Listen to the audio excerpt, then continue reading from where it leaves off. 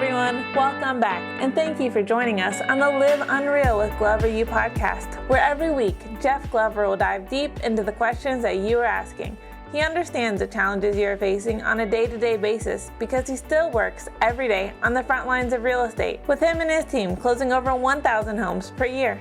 On this episode, we'll go over step 19 in the Glover U sales system, marketing. In this step, you will learn from Jeff how marketing will play a role in your business as the market shifts. Now, let's hear from Jeff Glover on step 19 in the 20 steps of the Glover U sales system. Marketing.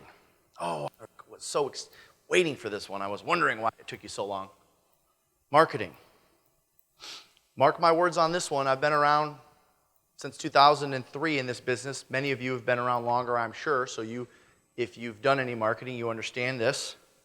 In a shifting market or a slowing market, general advertising calls decrease. In a shifting market, slowing market, general advertising calls decrease. Why is that? The reason is simple. When the market's hot, the people that respond to advertising are people who need to sell or buy and people who want to sell or buy. When the market slows down and gets a little softer, the only people that are responding to advertising are the people who need to. And oh, by the way, there's less of those. Why? Because the value of the real estate agent in the database increases, and therefore they're more likely to trust the referral of a friend than respond to advertising. Well, why is that? Well, because they're hearing that things are softer or listings are taking longer to sell. So you better believe in the shifting market, as I mentioned yesterday, we are taking a significant portion of our marketing budget and putting it into our database. Because we know our database is more likely to turn to us when they get reports of things being slower. And they're coming. I mean, you can't, I hear all the time, well, are you sure the shift is coming? Are you sure? Watch. We wouldn't have price reductions if it wasn't coming. In 2014, 15, 16, 17, we did not have price reductions. It just was not a thing.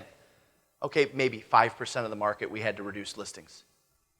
But if we have to go back and reduce listings and they're not showing up in data, yeah, but the MLS data says that median sales prices are still up 4.8%.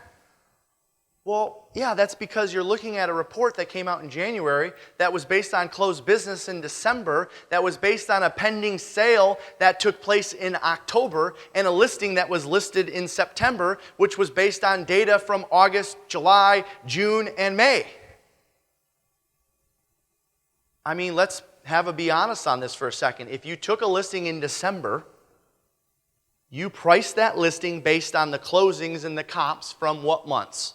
November, October, September, August.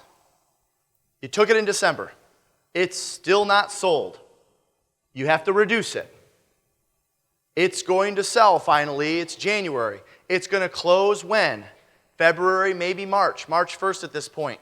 When is that going to show up in an MLS report? April. So if you're wondering, well, why does it keep saying median sales prices are going up? Well, because the data is always 3 months behind what's actually happening. So if I'm sitting with a client and they respond to me in that manner, well, yeah, but I just heard on the news that median prices were up 3.6% year over year. That's the conversation I'm having. You're right.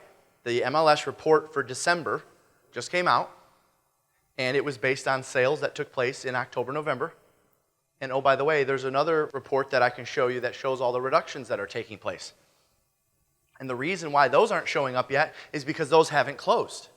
And oh, by the way, once those do close, it's still going to be another month before anyone knows because it takes a couple weeks to get the data out. So actually, I'm glad we're having this conversation because I'm going to get you ahead of that market. So I wrote down on marketing, this is just my thought on it. You have to go big or go home. You have to go big or go home. You can't just sign up for one radio station or put up 1 or 2 billboards and expect to get results. You have to commit to an expense for 9 to 12 months. And oh, by the way, you have to commit to an expense for 9 to 12 months, knowing full well that you might not see any return on that expense for 9 to 12 months. Sprinkling around does not work in a shifting market. I see agents do that all the time. Well, I could do a little bit here, I spend there, I spend there. Well, how much money are you making? Well, none. Okay, well, we need to dial some of the marketing back in a shifting market and think about putting that towards somewhere else. Take advantage, I wrote down, take advantage of the free marketing opportunities that are out there. We do that a ton. Facebook, social media. I don't think there's a day or two that goes by that we're not posting something to social media. Facebook Live, Facebook Story, things that are creative and out there getting people's attention. I wrote down, think of yourself as a PR manager. Think of yourself as a PR manager. You have to understand, these clients, just like we're pre-qualifying them and deciding whether we're going to work with them or not, they are doing research on you. They are looking up your social media accounts. I tell our agents all the time, do not post anything political on Facebook. Yeah, but freedom of speech. Okay, just know that you're turning off 50% of the people that might consider working with you. Seriously, they're doing research on you.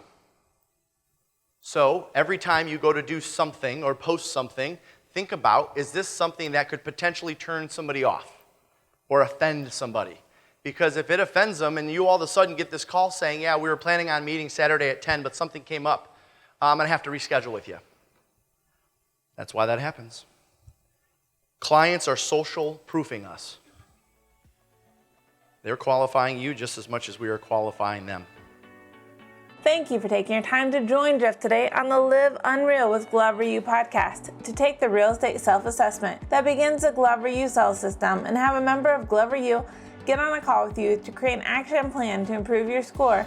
Go to www.gloveru.com/self. If you enjoyed this episode, please subscribe. Search for Live Unreal with Glover U on iTunes, Podbean, or Spotify and subscribe today. Until next time, remember, you have to go big or go home.